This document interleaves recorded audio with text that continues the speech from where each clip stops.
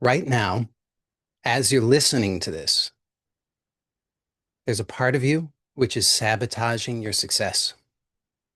It's the reason why you procrastinate on important projects. It's the reason why you experience anxiety in social situations. And it's the reason why you keep attracting those same dysfunctional relationships. And this invisible force, it has a name. It's called your shadow. And no, it is not your enemy. It's actually your greatest ally. And today I'm going to show you how you can begin to work with it instead of against it. In the next hour, I'm going to share with you the exact system which I have personally used to go from a life in which I experienced chronic stress, my health collapsed, and I was sabotaging myself left and right, to now living a life in which I experience genuine peace and authentic power. And this is not mere theory. This is the exact step-by-step system that has worked for hundreds of my clients and thousands of people I've shared this with who've put it into practice. By the end of this presentation, you're going to have two specific techniques that you can begin to use immediately. And you're also going to have a comprehensive framework that allows you to identify and integrate your shadow content. And importantly, you might understand for the first time why it is that so many of the things that you've tried in life have given you at best partial results. Look, we've all been there. We've all done the hard work in our lives in our own ways. Perhaps for you, it's been the workshops or maybe therapy, maybe journaling, maybe affirmations. Whatever it is, isn't it true that sometimes for a little while it seems to be working? Or at the very least, you hope that it's going to work. And then all of a sudden, out of the blue, just like that, you're hit with the anger, the anxiety, the depression. Maybe you find yourself binge eating Oreos, or maybe you're binge watching YouTube. Maybe you're doom scrolling. Maybe all of a sudden you're hit with burnout or brain fog. And it's as if all of the progress that you'd made, all of the work that you'd done, it was just canceled out just like that. It's like almost as though no change happened at all. Well, I understand. I've been there too many times. In 2012, even after 15 years of meditation, affirmations, yoga, and all the rest of it, I found myself on the brink of death. And that is not an exaggeration. And it was because I was fighting with my own shadow. I just didn't know it. Now, as I said, I'm going to share with you the exact system that I have personally used and that hundreds of my clients have used to achieve real results. And this system begins with understanding what the shadow actually is. It's not what most people think. And unfortunately, many people try to gloss over this or skip over this step. And as a result, they don't actually get the results in their life. So this is really, really important to understand. Now, here is what is actually happening. You have parts of yourself that you have learned to hide, to reject, and to fight against your whole life. And as a result, it's destroying you from the inside. Now, as I said, in 2012, I found myself, because of that very internal battle on the brink of death, I was barely able to eat. I was barely able to sleep. It was a real mess. And here is the surprising twist that changes everything. Those rejected parts, they actually contain your authentic power and creativity. Society taught you that those parts were bad. You know, the anger, your sexuality, your selfishness, your wildness. And because society taught you that they were bad, you started a war unconsciously within yourself. Is it any wonder then that you feel the way that you do? Is it any wonder why things don't work out the way that you want them to? Well, now let me paint a picture for you of what my life was like before I understood this. I was meditating daily. I was doing the affirmations. I was reading every spiritual book I could get my hands on. I was doing yoga. I was doing everything. And on the surface, it looked like I had everything figured out. I mean, there were people in my life who genuinely believed that. But on the inside, it was a totally different picture. On the inside, I was suffering from really severe OCD. I was washing my hands dozens of times compulsively every day. I was experiencing extreme anxiety around food. I would spend so much time researching what I thought were the perfect diets, but when it came time to eat, I was too anxious to actually eat. And I would oftentimes, many nights, lie awake in bed for hours in full blown panic. Now, had you asked me at that time, Joey, what do you need in order to solve this problem? I would have told you more. I need more information, more books, more spiritual experiences. But more wasn't going to cut it because it wasn't a problem of lack. I wasn't lacking anything, and neither are you, by the way. The problem, which I didn't understand, was that I was at war with myself. I was at war with my own shadow. Now, the good news is that with what I'm going to share with you today, what I am sharing with you right now, today, it's possible for you to integrate your shadow so that you no longer have to suffer from the same old recurring problems in your life.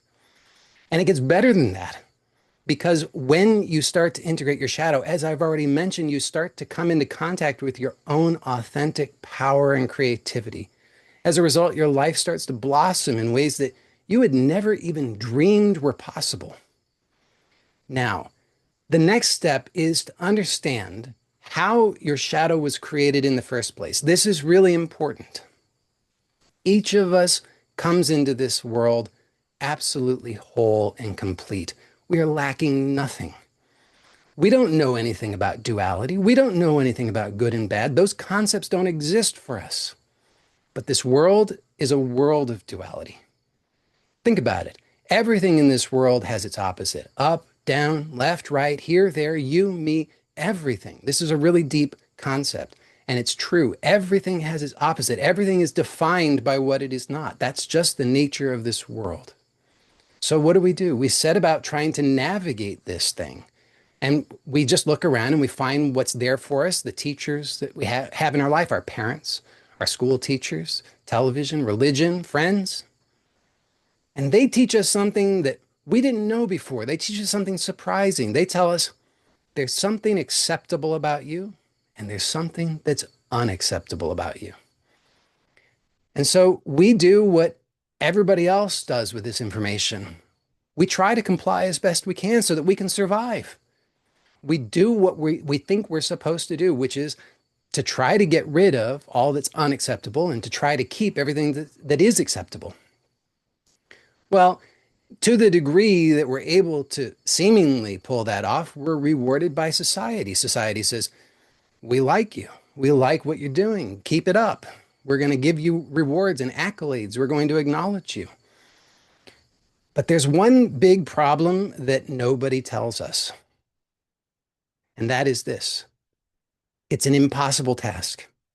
You simply can't do it. You cannot get rid of something while keeping its opposite.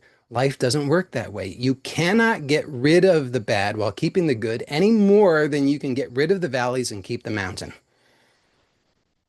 Well, impossible or not, we're doing the very best we can. And what we do is we start to form the shadow. And the shadow is the place where the sun don't shine, as they say. It's where we shove all of the things that we want to have out of sight, out of mind, so that we can pretend like they're not there. They didn't actually go anywhere. They're still there, but we can pretend like they're not there. So we start to think, well, that's not there. The anger's not there. The desires aren't there. All these things are not there. And we form a persona, a mask that we show to the world. And to a large extent that we show to ourselves because we fool ourselves to a certain extent, don't we? We start to think, oh, I am this nice person, this kind person, this generous person, this wonderful person. Well, Carl Jung, who's the person who famously coined the term shadow to describe this phenomenon, he wrote something, and I'm going to paraphrase something like this. He said, people are not nearly so good as they like to imagine themselves to be. And he says, and this is really important, he says that to the degree that a person fails to integrate their shadow, it's going to show up in their life as problems. He describes it as a snag that will thwart even the best meaning intentions. So maybe you can start to see that in your life, it's not just what you perceive as the internal problems, it gets much larger than that. Actually, Carl Jung also said that an unintegrated shadow will show up and appear as fate. So if you experience sometimes what you consider to be bad luck, guess what? Unintegrated shadow, which is good news because it means that it's possible for you to change that. It's truly the power of what is possible when you integrate your shadow is extraordinary, unlike anything else. Now, I want to give you a few specific examples so that you can start to understand how it is that the shadow formation occurs. Because I don't want you to think this is just some vague, abstract, psychological concept, because this is actually the story of your life. So perhaps it was like this. Maybe you were 3 years old and you were so excited about something. You were just bubbling over with enthusiasm and excitement. And somebody, maybe one of your parents, maybe somebody else, let you know, either with words or otherwise, be quiet. You're too much. And you learn to shove it down, to suppress it. You learn to cut off from your natural enthusiasm and your self expression. Or maybe it was like this. Maybe you were 5 years old and you were angry because there was something that you viewed as unfair and unjust, and you got punished for making a scene. And so you learned to cut yourself off from those parts of yourself that actually form strong, healthy boundaries to protect your self interests. Or maybe it was like this. Maybe you were 7 years old and you had such a strong desire for something, but somebody let you know that's shameful and greedy. And so you shut that part off, shut that part of you down, and you cut yourself off from your desires and your authentic drive for abundance. Now, here's the really important thing to understand about all of this. None of those things ever disappeared. None of it disappeared. It just went into the shadow where you didn't acknowledge it. And as a result, it shows up in your life in strangely distorted ways, like passive aggressive behavior, like anxiety, like depression, like people pleasing, all kinds of different ways. Now, does it start to make some sense? Why all of the positive thinking and the willpower simply isn't going to cut it? I mean, think about it like this. Imagine for a moment an iceberg, and the tip of the iceberg is above the water, a small fraction of the total iceberg. That represents your conscious mind. That's the part of you which you exercise your positive thinking and your willpower. And then below the surface is the mass of that iceberg, overwhelming large compared to the tip. And that represents your unconscious, your shadow. It's a vast reservoir of immense power and creativity. Can you start to understand why you're never going to dominate that with your positive thinking and your willpower? Well, I want to just for a moment make this interactive. If you have something to write with, then I encourage you to write your responses to these questions. If you don't, then you can do this later. I want you to think about your childhood. And I want you to answer these questions. What behaviors or emotions were discouraged in your family? What was unacceptable? And importantly, just be willing to give voice to whatever comes up. Don't censor yourself.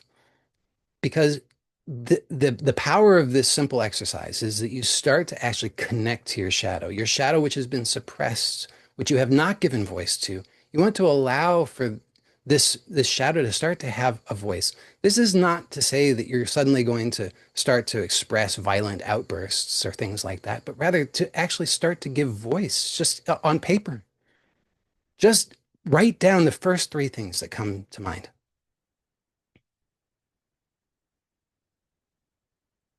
In my own life, I remember when I was 9 years old, And I was trying hard to be good. I was trying to achieve good things in my life. And to a certain extent, it seemed like I was succeeding. I mean, my teachers liked me. I got good grades. I had friends. But deep down inside, there was something that was off.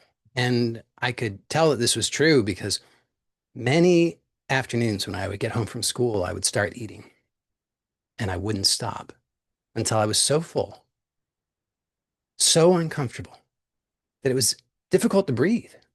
And this happened over and over and over and over and over. And then years later, a handful of years later, I completely flipped that to the opposite extreme. When I was a freshman in high school, I was often surviving on nothing more than a glass of vegetable juice in the morning and then microwaved broccoli in the evenings. Now, at the time, I had no idea why I was compelled to such strange, extreme, and deeply painful behavior. All I knew was that I felt ashamed. I thought maybe there was something wrong with me. I didn't know what to do. Well, what I didn't understand then was that it was my unconscious shadow. And I didn't learn that it was my unconscious shadow for many more years. And as a result, I continued to experience the negative consequences, immense suffering, because I had an unintegrated shadow. It took nearly 20 years before I finally had the realization that changed everything. And that realization that literally saved my life started something like this. I thought, what if everything that I've been taught about how to fix myself is completely backward? What if the real problem is not all of these so-called negative and bad parts of myself, but what if the actual problem is that I'm trying to get rid of them? And this began a process that led to the discovery of everything that I'm sharing with you today and the specific methods and techniques that I'm going to share with you momentarily. Now, there is something that is extraordinarily important to understand. And I really want to emphasize this because I see so often that people struggle with this and therefore they struggle to actually get results. So everybody has a shadow. A shadow is not bad. There's nothing bad about having a shadow. The problem is when you do not integrate your shadow. When you fail to integrate your shadow, then so many problems ensue. And you can't understand them until you understand that the actual problem is that you have been rejecting parts of yourself. Now, of course, if you view it from a particular point of view, you might judge your shadow. You might say, well, it's angry, it's selfish, it's lustful. But if you look at it from another point of view, you might start to recognize that it's powerful. It has impulses for self-care, which is so important. So many people are missing that. And it is so creative. See, if you're cutting yourself off from your shadow, you're cutting yourself off from your own power. Now, to illustrate the dangers of continuing to try to cut yourself off from your own shadow, I wanted to share with you two powerful stories, two powerful allegories. The first one, and these are going to be brief synopses. The first one is the story of Dr. Jekyll and Mr. Hyde. So this was a novella that was written by Robert Louis Stevenson in the latter part of the 19th century. Dr. Jekyll is an upright, upstanding citizen in his community, but there's one problem. He starts to become aware of these disturbing dark impulses within himself. And rather than try to integrate them, rather than accepting them, rather than working with them, he rejects them. And he develops a drug that allows him to completely cut off this shadow part of himself. And it becomes a different entity called Mr. Hyde. Now, for a little while, Dr. Jekyll feels good about this. It seems like finally he's purified himself of all of that contamination. He can finally just be good, the good Dr. Jekyll. But there's a problem with this, which is that Mr. Hyde actually shares the same body as Dr. Jekyll. And he just has to take over Dr. Jekyll in order to manifest himself. And over time, he manifests more and more strongly, more dominantly, until it becomes evident that he's going to completely take over and there will be no more No more Dr. Jekyll. So Dr. Jekyll commits suicide. So this is a cautionary tale about the dangers of continuing to reject your shadow. Another more modern variation on this that will probably be familiar to many of you is Fight Club. In Fight Club, the narrator is not just depressed, he is completely cut off from authentic power. He's working a soul crushing job. He lives in a lifeless environment. He fails to be able to connect to or feel anything real in his life. Then enter Tyler Durden. Tyler is charismatic, he's confident, he's sexually powerful, and he is not beholden to social conditioning. He is everything that the narrator has disowned from himself. There's just one problem. Tyler Durden is also a bit unhinged, and this results in global terrorism. Well, by the time the narrator discovers this disturbing truth that Tyler Durden is actually himself, it's his own shadow, he makes the same mistake that most people make, which is that he tries to kill his own shadow. But you see, the real answer is not to kill off the shadow. The real answer is not to try to dominate the shadow. The real answer is to integrate the shadow so that you can work collaboratively with it in order to make your life truly meaningful, beautiful, and wonderful. So let's take a moment again for another interactive element. So if you have something to write with, I invite you to bring to mind somebody. It could be a contemporary person, it could be a historical person, it could be a fictional person who you admire, either openly or secretly, and you also fear or have judgment of.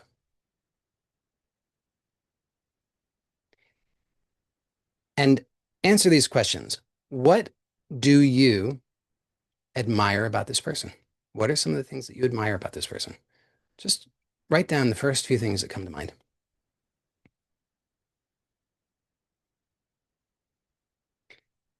And next, what is it about this person that you feel uncomfortable about? What is it you judge? Just the first few things that come to mind, write them down.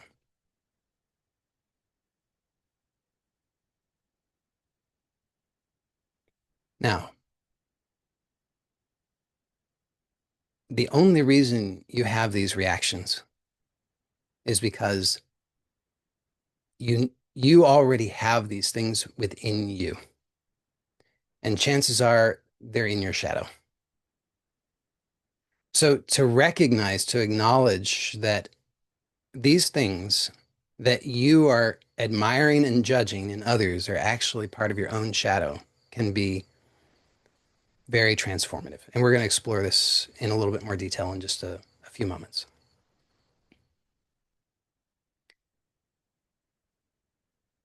So hopefully now you can start to understand and recognize the importance of integrating your shadow. The only problem now is that if you think about it, to acknowledge, to accept, and to integrate your shadow kind of flies in the face of what society has taught you. It's the narrow path, it's not the wide path, it's not the popular path. In fact, Jung said something about this, which again I'll paraphrase, which he said something like, enlightenment is not achieved merely by playing with figures of light, but rather by integrating the darkness. And he said, however, this way is uncomfortable and therefore unpopular. Now, whether it's popular or not, it is the way. And hopefully that's clear to you. I mean, what we're talking about is actually living from wholeness. And if you think about it, you cannot have wholeness if you're trying to eliminate part of it. Should be obvious, right? But it's not obvious until somebody points it out. We've been trying, because this is what society told us to do, to eliminate parts of wholeness. It won't work. It will never work. In order to do the work that's necessary, in order to receive the benefits of integrating your shadow, It's necessary to be very honest and to humble yourself. You know, Jesus said something that I think speaks to this. He said, it's easier for a camel to pass through the eye of a needle than it is for a rich man to enter the kingdom of heaven. Now, the way I understand this is that the kingdom of heaven is wholeness. And if you want to enter into that wholeness, then it's necessary that you give up the pretense of the false riches that society idolizes, the persona, the mask, all that society glorifies and approves of, and instead to actually acknowledge wholeness, to actually be willing to be humble, to be honest. So this brings us now to the entirely practical portion of our exploration today. And so I'm going to now give you the step-by-step system that I have used and that hundreds of my coaching clients have used. And it starts with step one, which is to identify the shadow content that you would like to integrate. Now, it might surprise you that it is not necessary to dig around deeply in your unconscious in order to encounter shadow content. I know this is contrary to what many people suggest. Many people suggest that the only way to access shadow content is through deep reflection on projections, or to do dream analysis, or to do use particular shadow journaling prompts. And I'm not in any way discounting the value of those things because they can be very useful. However, I want to make the point that it's actually not necessary to do those things in order to begin the process, because there is an enormous amount of shadow content that is actually right in your face. You just didn't recognize it before. And I'm going to give you a couple of techniques that you can use in order to discover this. The first of these, which I'll tell you briefly what it is, and I'll tell you how I discovered it, and then we'll go into more detail on it. The first of these, as as absurdly simple as this sounds, is very, very powerful. And it is simply this: make a list of all the ways in which you regularly suffer. That's it. You just make a list of all the ways in which you regularly suffer, because all of those are your shadow. It's just an unintegrated shadow. Now, I discovered this. See, when I first started to work with shadow integration, I had never read anything by Jung. I had never read anything about shadow work. I don't think I'd even ever heard the term. All I knew was that I was dying of the stress that I apparently had been causing myself. And I had the intuitive insight that maybe the the actual problem that I'm causing myself, all of this stress, is the result of me trying to avoid the stress. Does that make sense? I'm trying to avoid the stress that's causing the stress. I'm trying to avoid the anger. I'm trying to avoid the anxiety. I'm trying to avoid the disappointment. I'm trying to avoid the resentments. I'm trying to avoid all these things. And trying to avoid all of that stuff was causing the stress. So I decided to flip it. I said, you know what? That's killing me. Let me try the opposite. I'm going to radically accept and welcome everything in my experience. And that changed my life. Now, I'm going to break that down for you today so that you can understand a very specific process that you can use in order to achieve that for yourself. Actually, two specific processes. But in essence, that was it. So as I said, the basic idea here is just start with a list of the things in the ways in which you regularly experience suffering. So I call this, I have some specific notes here that I'm going to give you some, second, I've got them out of order. Some specific notes that I want to offer to you so that you can have a little bit more clarity about this. So I call this your personal suffering list. You can call it whatever you want, but I call it a personal suffering list. So I really recommend that you write this down. So if you have something to write with right now, just get started right now. You don't have to complete it in one sitting. In fact, I wouldn't recommend that you try to do that. But you could just get started, because once you get started, it's a lot easier to continue. So I just want to give you some examples of things that might show up on a list, just so you have an idea. But this is not in any way meant to constrain you. This is just meant to give you some examples so that you can hopefully be inspired to start making your own list. So examples might mean experiencing anxiety in social situations, having resentments, feeling victimized, getting defensive in conversations, feeling guilt or shame about fantasies, sudden rage over minor inconveniences, intrusive thoughts that contradict your values, attempting to be perfect, harshly judging others, disgust with aspects of your body, procrastinating on important tasks, comparing yourself constantly to others, experiencing imposter syndrome despite accomplishments, avoiding difficult conversations, seeking validation through people pleasing, ruminating on past mistakes or embarrassments, catastrophizing about future scenarios, feeling overwhelmed by daily responsibilities, and having difficulty setting healthy boundaries. Okay, so the general rule is anything that you try to avoid, anything that you fear, or anything that you find unacceptable about your experience should go on your list. And again, I really recommend that you write these down. In fact, I specifically recommend that you write them on paper rather than using a device. Using a device is better than not doing it at all, but I really recommend writing it on paper. And again, remember, you do not have to do this all in one sitting. You can keep adding to this over time. Just get started. And can you see how accessible this is? You don't have to do dream analysis. You don't have to dig around in the depths of your psyche. All you have to do is just acknowledge the surface level hurts, fears, and aversions that you're already basically aware of. Okay, so that's the first of the two methods that I'm going to give you for identifying your your shadow content. And these are not meant to be exhaustive. These are just two really accessible ways that I'm giving you. So I saw that somebody said, "Can they get a list of this?" If there are enough, if there's enough interest in that, put in either in the chat or in the comments, put a worksheet so I can gauge interest. If there's enough interest, what I'll do is I'll put something together, and then I will provide a link where that will be available. So if there's enough interest on YouTube, so people who are already on my list, I'll just send out an email about that. But people who watch this on YouTube, if you comment worksheets, I will provide you with a link where you can go to download that once it's available.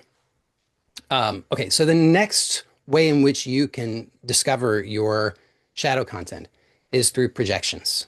So projections are where the idea behind projection is this, that we readily will recognize in others those things that we have disowned in ourselves, both what we consider to be good and bad. So remember, your shadow is not bad. Your shadow is just where you have put all of the disowned stuff. So if you learned not to own your power, if you learned to play small, then you've put a lot of your power there in your shadow. And when you see that in other people, you're going to have a response to that, right? You might admire it or you might have judgments about it. So I'm going to give you a suggestion for how you can do this in just a moment. I also want to mention that I think Jesus called this out 2,000 years ago when he said, "Why do you notice the splinter in your brother's eye, but you don't perceive the wooden beam in your own eye?" Right? So this is the same basic idea of projection that was noted over 2,000 years ago. Now, here's how you can start to identify your projections. Again, this is super simple. All you have to do is make a list of the people or situations that trigger strong reactions, positive or negative. And I've got a list of some examples just to inspire you. Again, not meant in any way to constrain or limit, but just to give you some examples to help you to find your own in your own life. So irritation with others for perceived laziness, condemning others as phony or inauthentic, judging others as arrogant, being triggered by perceived weakness in others, accusing others of attention seeking, idolizing others for their intelligence, idealizing others for their confidence, admiring others for spontaneity, envying others' ability to set boundaries, criticizing others for being overly emotional or dramatic, resenting others for their perceived selfishness, being disgusted by others' neediness or dependency, judging others as controlling or manipulative, admiring others' creativity or artistic expression, condemning others for being materialistic or greedy, being annoyed by others' perfectionism or rigidity, and accusing others of being dishonest or deceptive, feeling intimidated by others' sexual confidence or openness, and despising others for their perceived cowardice or avoidance. So hopefully that just gives you some ideas, just to just to start that creative process within yourself of accessing that which you have already within yourself. So yes, I'm if I provide a worksheet, I'll include all of this stuff in the same worksheet. So hopefully you've added a few items to your list. And you can continue to add to this over time.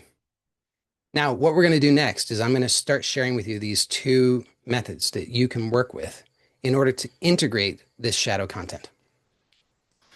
So the first of these methods is a method that I call the yes method. And some of you who've been in some of my programs will recognize this method by a different name, a less memorable name. So I'm now calling it the yes method, YES. And it stands for your entire self. So you can get the idea of what's here, right? Your entire self. This is about all of you, not rejecting parts of yourself, but including all parts of yourself, your entire self.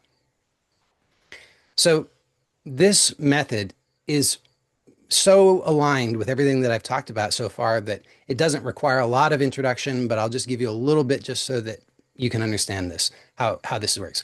So if you think about it, many times there are things that you want consciously, but you, for whatever reason, that's not working out for you, right? So you want to exercise more, but then you don't. Or you want to have more harmonious relationships with people, but instead you find yourself rejecting others or condemning others or getting into useless conflicts with others. Maybe you want to experience more happiness in your life, but instead you just keep feeling depressed. Okay, so the idea here is that consciously you want one thing, but it's as though there's a part of you which is choosing something different. Now, again, going back to what I said earlier about if you are trying to succeed, if you're trying to overpower those unconscious tendencies using willpower or positive thinking or anything else with your conscious mind, it's not going to work, right? Because the unconscious is so vast, so powerful. So this is the mistake that most people make, though, is that they just keep trying to overpower. They say, well, I'm going to win come hell or high water. I'm going to overpower this lazy part of myself or whatever it is. Right? And it just doesn't work because you've been trying to do that for so long. You've been trying to do that for years and years and years. I mean, most of those strategies you've been doing for pretty much your whole life, and it hasn't been working very well. So the idea with the yes method is that we first are going to acknowledge that consciously we want one thing, but it's as though there's a part of us that is choosing something different. Now, here's the most important part of this that most people struggle with. So I want to take a few moments with this so that this can be really, really clear, because I have seen that once people understand this, this method works so quickly and so well, but until people understand this, they struggle. This part of you, this shadow part, this unconscious part, which is choosing what you do not want consciously, has a positive intention. Now, I get it. A lot of people say, Joey, that's insane. I mean, how could a part that's choosing depression have a positive intention? What on earth is positive about depression? They'll say. Or let's say, the part is choosing to behave in violent outbursts. And you say, what on earth is positive about a violent outburst? So some people, they get, understandably, they have some difficulty accepting this at first.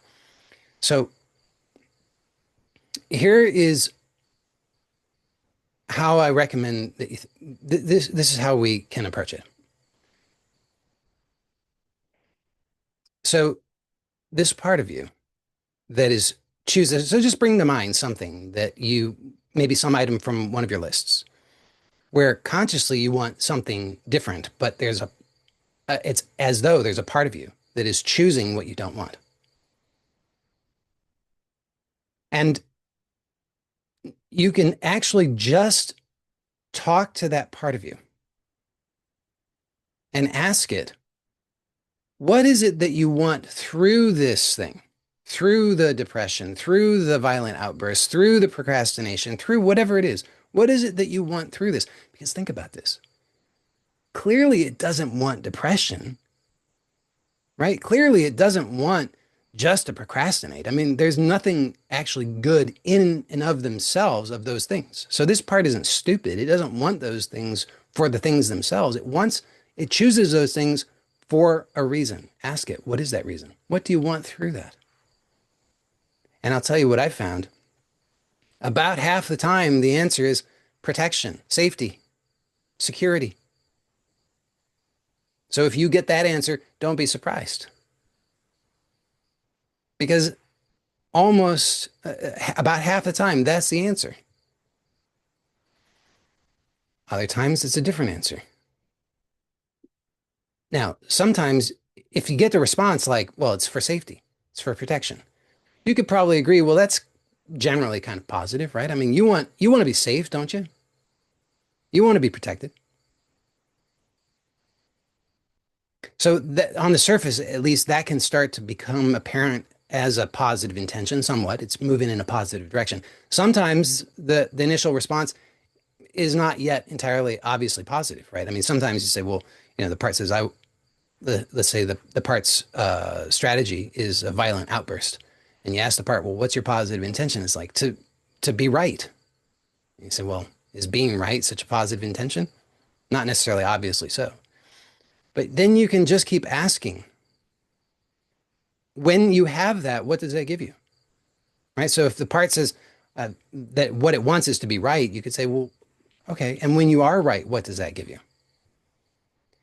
And as you continue to inquire in this way, you will discover something that might blow your mind. Because here's the shocking truth.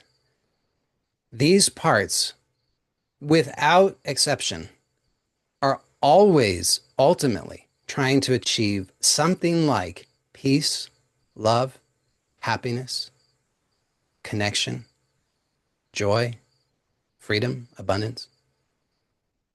Always, without exception. Now, you might say, well, this part is stupid. Because you might, it's like, well, come on, if the part's real positive intention is peace, why on earth is it doing these violent outbursts?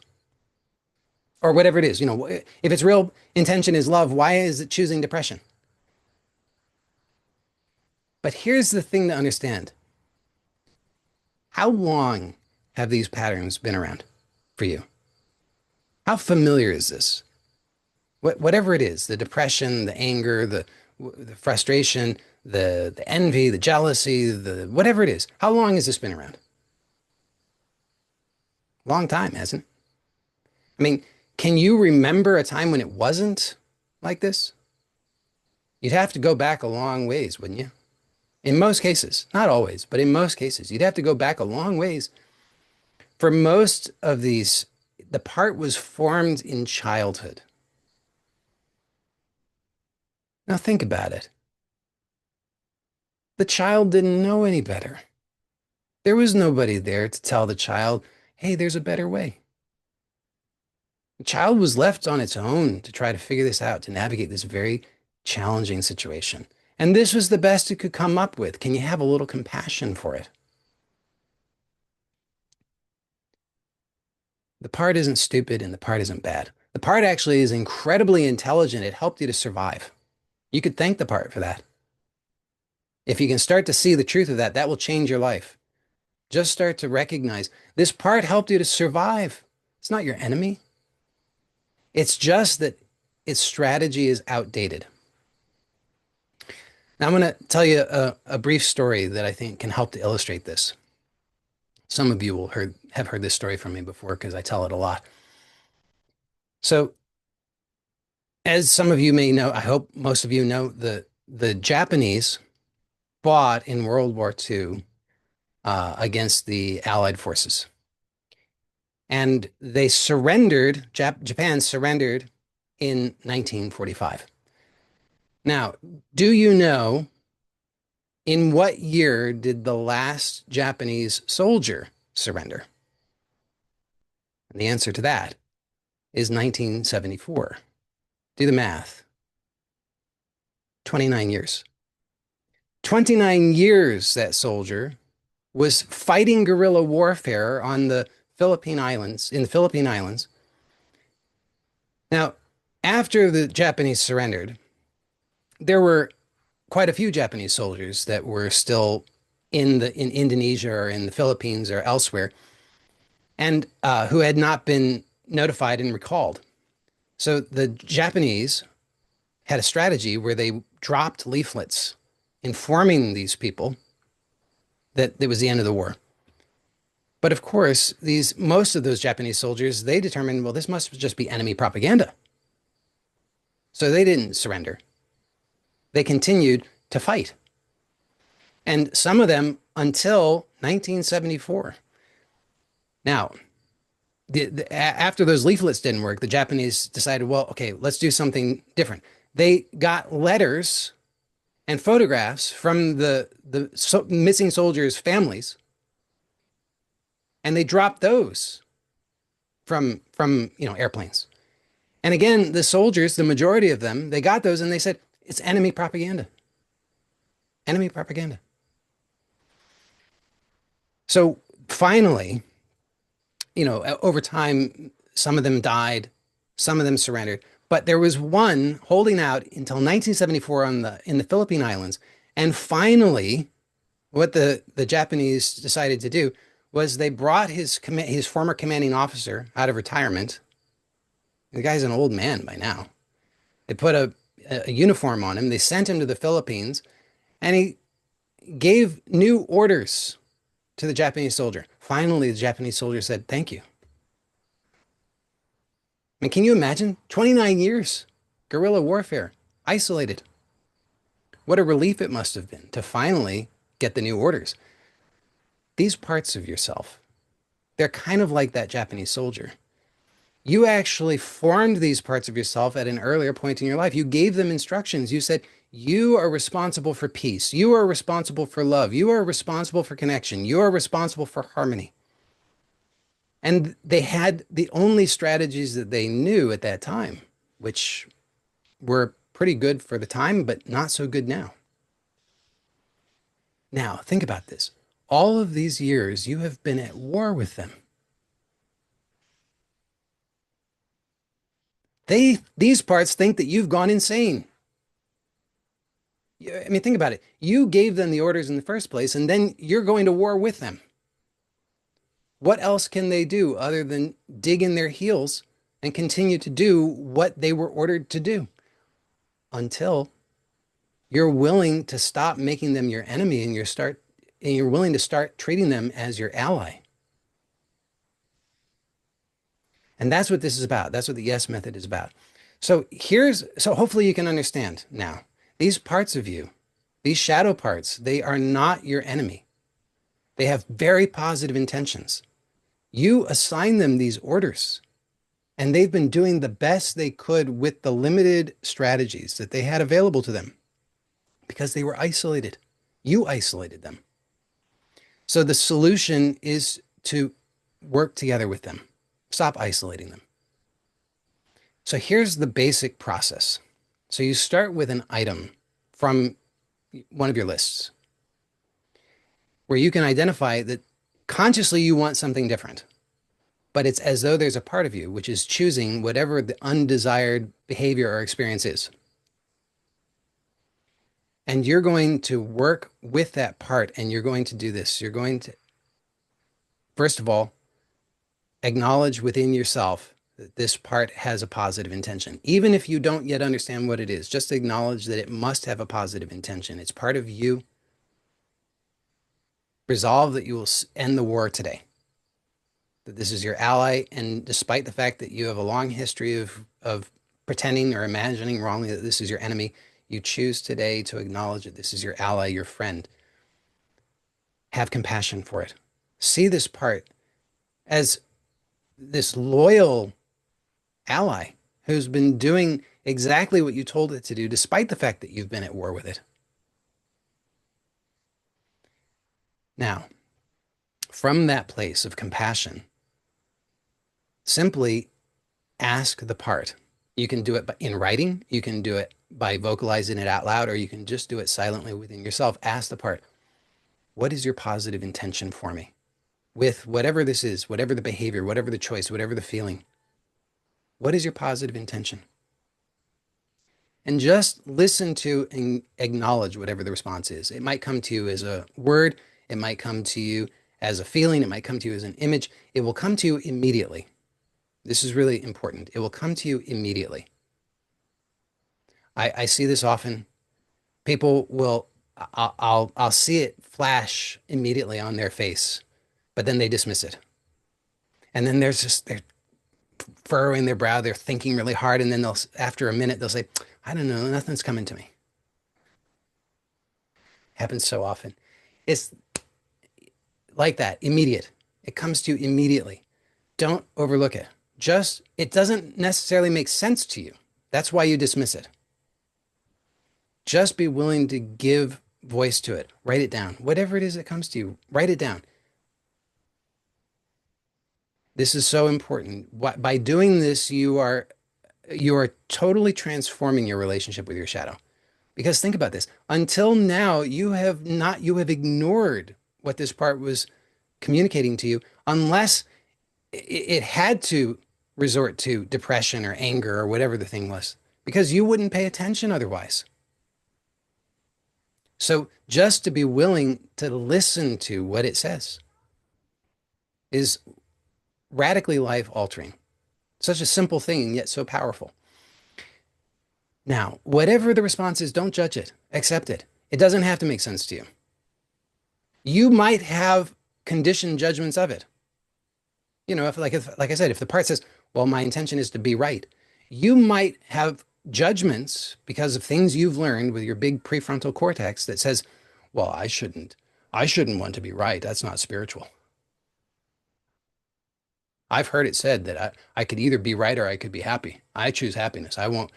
It's like, yeah, true, true. But if you're using that against a part of yourself, that's not going to work for you, right? So just be willing to accept. If the part says to be right, you just say, thank you for that. It doesn't make any sense to me, but thank you. It doesn't have to make sense to you. Just accept it.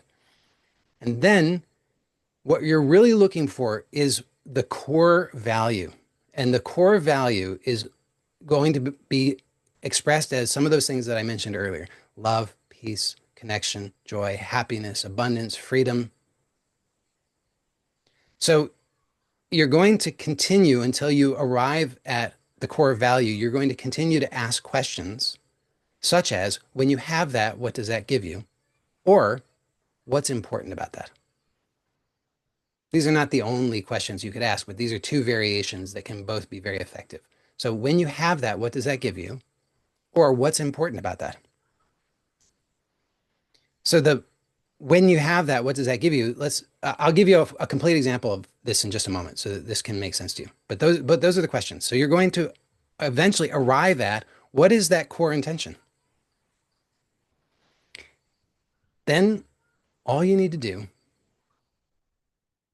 is just invite the part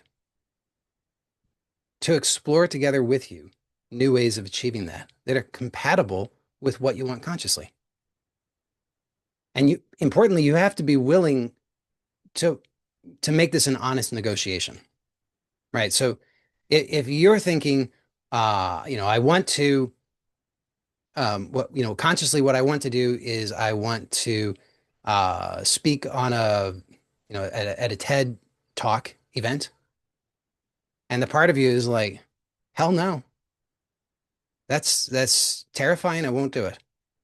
If you and but if the part what the part really wants is peace, let's say, and and then you say, well, let's we it's non-negotiable. I must do the TED Talk, and the part's like, that's not going to work for me. That's not going to work out. Does that make sense? If you're not willing to budge, if you're not willing to negotiate in good faith, then it's not going to work. You have to treat this shadow part of yourself as an equal. Otherwise, you're not going to this is not going to work out. But that's it. You just have to be willing to honestly, sincerely negotiate with this part to find a way that you can meet the values and desires of both parts. I will mention if you do run into a situation where you're kind of butting heads, like the example that I gave of the TED talk, say consciously you want to give a TED talk, and the part of you says, I want peace and I'm not willing to do a TED talk. It will be really useful to find out what's the core value that you want to fulfill through giving a TED talk. You can use the same process. So you say, when I give a TED talk, what does that give me? And you can just keep chunking that up until you get to the core value. Then you can find a way to negotiate to achieve both of the core values. That will usually be more effective. So that's the yes method. I'll give you a complete example of this. So let's imagine that there's a person who is suffering from road rage. So this is a thing that comes up often for them. They get in their car.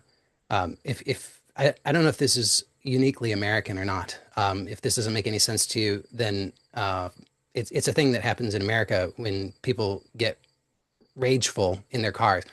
Sometimes it's because the drivers around them are driving too slowly for their opinion, or maybe it's because the drivers somebody cuts them off, or whatever might happen. But it will result in uh, a large, kind of often explosive response of rage in the person who's experiencing the road rage. So let's imagine a person who's experiencing road rage, and they don't want to experience road rage because this is causing them problems. And they know it's only a matter of time before this is going to lead to some even bigger problem in their life. So they definitely want something different, but they're continuing to suffer from this problem. So here's what they can do. The process would look something like this. So they would acknowledge that consciously they're not wanting to experience road rage, but it's as though there's a part of them that is choosing road rage. And they acknowledge this part, which is choosing road rage, has a positive intention. So then they talk to that part and they say, what is your positive intention with road rage? And just listen. And maybe the part might say something like, well, I want to make sure that I can get safely to where it is that I want to go. And it doesn't have to make sense, right? Well, hold on a second. What road rage is antithetical to that. But don't do that. You just say, thank you for that intention.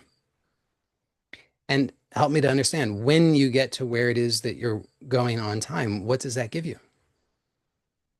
And the part might say, well, then I can relax. So, thank you. And then you say, and when you can relax, what does that give you? It says, well, then I can be myself. So here we have what I would call a core value, being yourself, authenticity. So this part in this hypothetical example, its strategy is road rage. But what it really wants is to be authentic. Who you would never have guessed that, never in a million years. But if you just ask the part, you can find out. So then this person in this hypothetical example could say, so I understand now that your real positive intention in this situation is to be authentic. And thank you for that, because I also value authenticity. And then the person could say, and I'm wondering, would you be interested in working together with me to discover a new way or new ways of achieving authenticity, which don't require road rage? Now, a lot of the time, that's all that's required. Strange as it might seem, a lot of the time, just that much is sufficient. Oftentimes, it's not even necessary to have a specific strategy, a specific new strategy. But the way you can test this is this. So the final step that I would recommend is what's called a future pace. So you just imagine in the future this same kind of scenario that would have previously provoked the unwanted response. And just notice, is it possible for you to actually imagine a new way? So in this example, the person might try to imagine themselves in that same kind of situation. You know, they're maybe late for their appointment and they're in traffic and there's a traffic jam and somebody cuts them off. And in the past, that would have just sent them into instant road rage. But this time, maybe they can imagine a new way where they just imagine, well, actually, I could just know that uh, there's nothing I can do in this moment other than just to be present and relax. And that will be the best thing that I can do right now. And I can learn from this so that I can make maybe better decisions in the future to avoid this kind of situation. Now, if that works, congratulations, complete. In some situations, it is required to actually negotiate a specific new strategy. And that just looks like you just dialogue with the part. You just say, well, let's work together to find a new strategy so that we can imagine doing that successfully in the future. So in every case, you test it by just imagining the kind of situation that would have caused the problem in the past and notice, can you genuinely imagine it in a new way? And if so, then you've succeeded. Otherwise, you might have to negotiate a specific strategy, which is just a matter of dialoguing with that part. So this is the yes method. Uh, in just a moment, I'm going to share with you the second method. I want to mention that for anybody who is interested in exploring this further, you may be interested in joining the Self Mastery Academy, which is the program that I offer, which is what I wish that I had had all those years ago when I was suffering. And in it, you will find the community, the support, and the knowledge that will help you in order to solve your problems and to really allow your life to blossom. So, among the other things that we explore in Self Mastery Academy, there is actually a workshop in which we go even deeper into exploring how to integrate parts of ourselves. So, the second method that I want to share with you is what I call the rapid resolution method. And many of you have heard me talk about this before. Rapid resolution method is also something that I discovered in 2012, and I credit this with literally saving my life. So, the rapid resolution method is a way that you can integrate these parts of yourself that you have rejected, so the shadow parts, simply by radically accepting them. Sounds very simple, but then you wonder, well, how do I do that?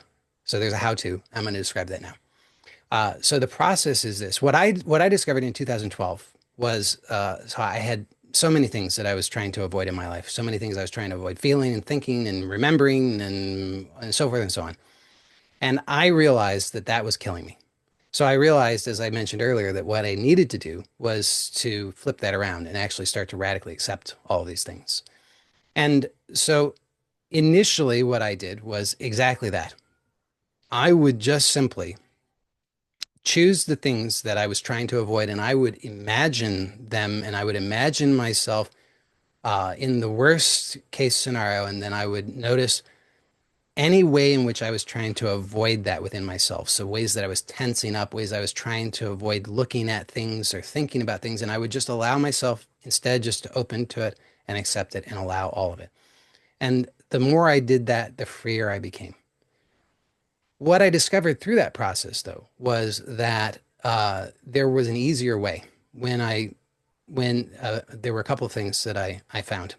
So the first one I've already kind of hinted at, which is that it's most effective. In fact, it only really works when actually, honestly, thoroughly, radically welcoming and accepting. Now, for many people, this is the hardest part because the conditioning to avoid is so strong that many people really are terrified to be willing to radically welcome and accept.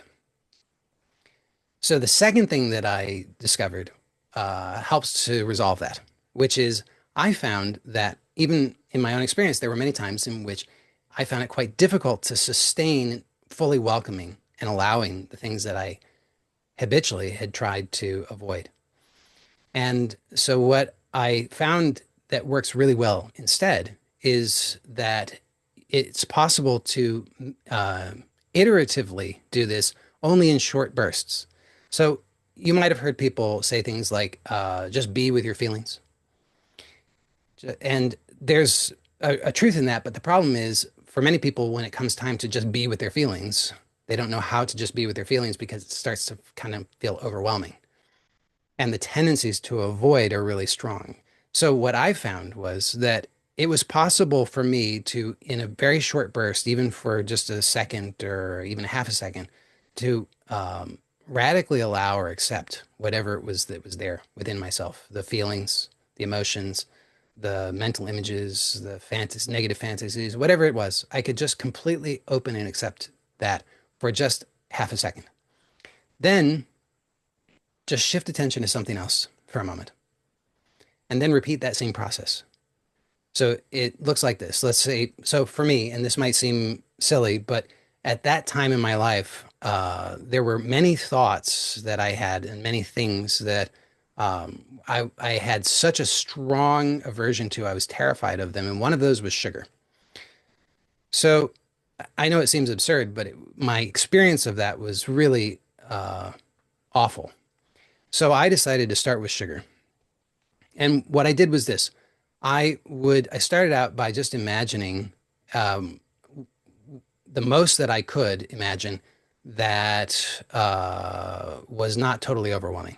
So I started out just by imagining just seeing sugar and that, or maybe even just thinking the word sugar. And I didn't try to just somehow sustain that for a long time. Instead, I would just do it for a burst, just a second, and then allow my attention to go to something else. And then I would again come back to it just for half a second. So just think sugar and notice within myself any ways that I was trying to avoid that, ways that I would tense up, ways that I would try to avoid actually thinking the word or seeing the image. I was trying to avoid within myself. And I would just notice that and I would instead allow. I would just allow. And I would just do that for a short burst and then I would shift my attention away and then come back to it for a short burst and then shift my attention away.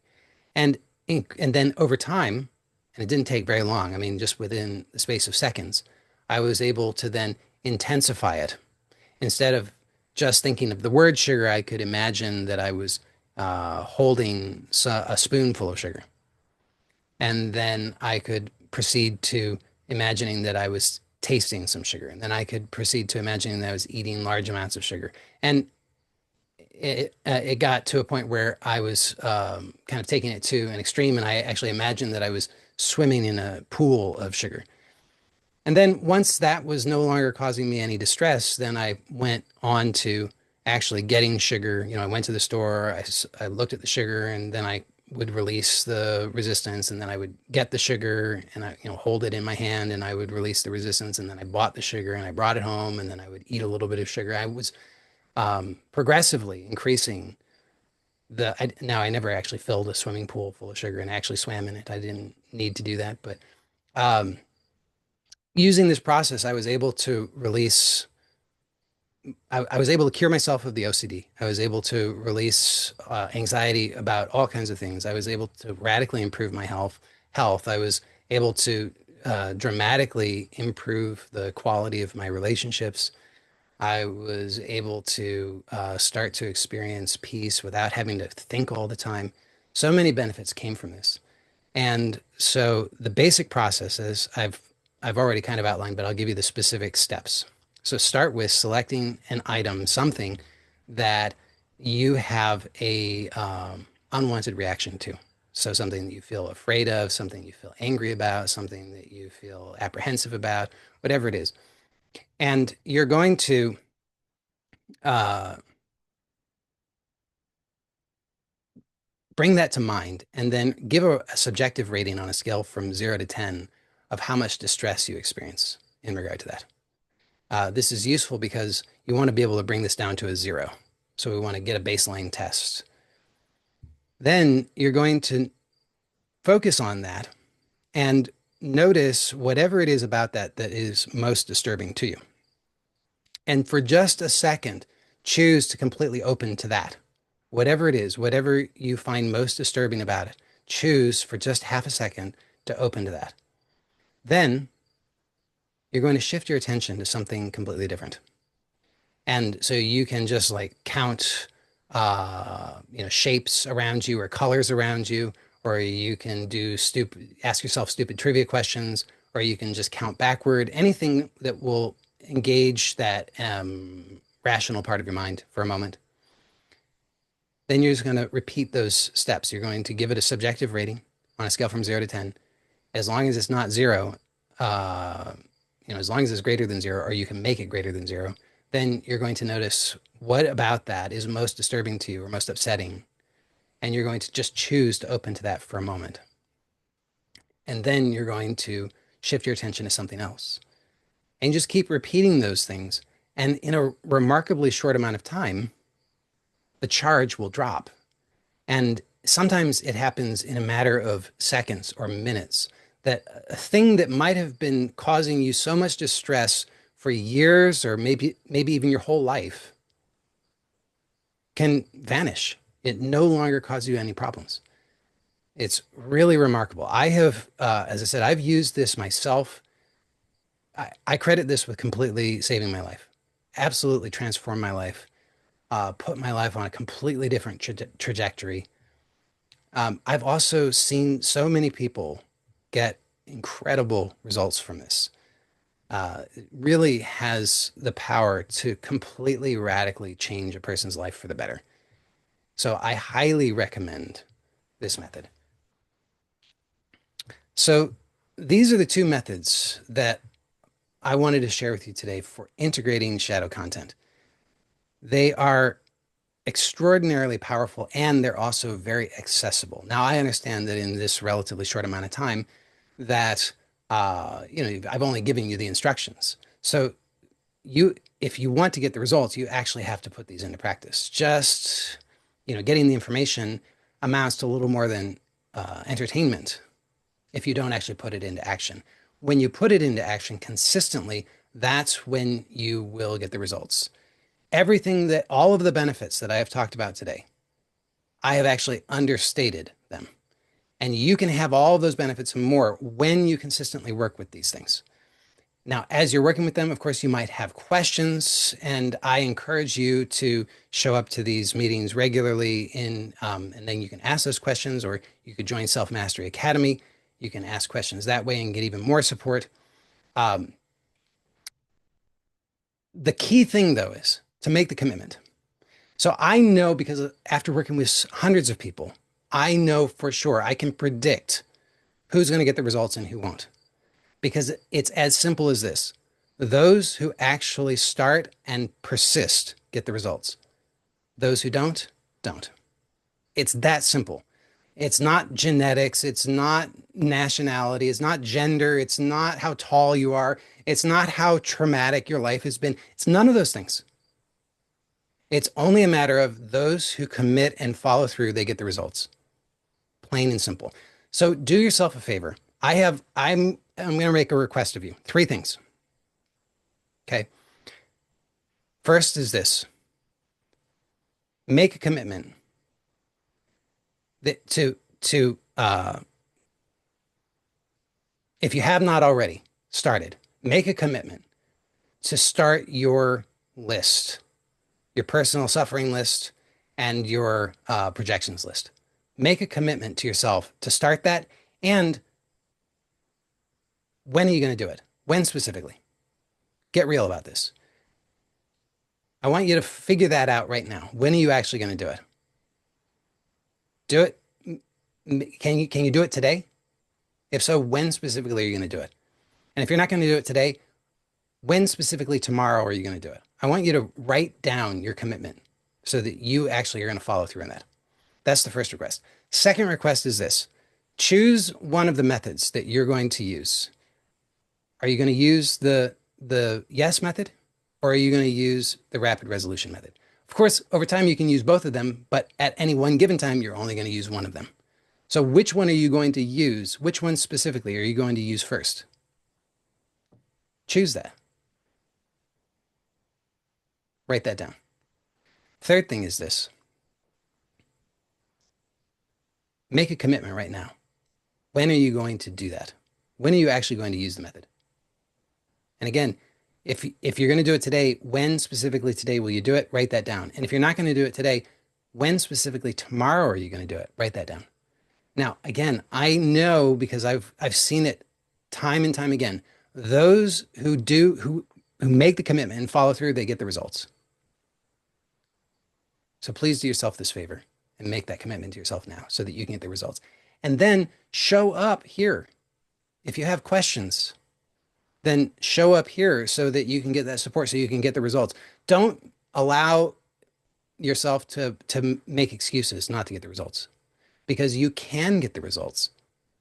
And if you have questions, if you have doubts, then you can get answers to those.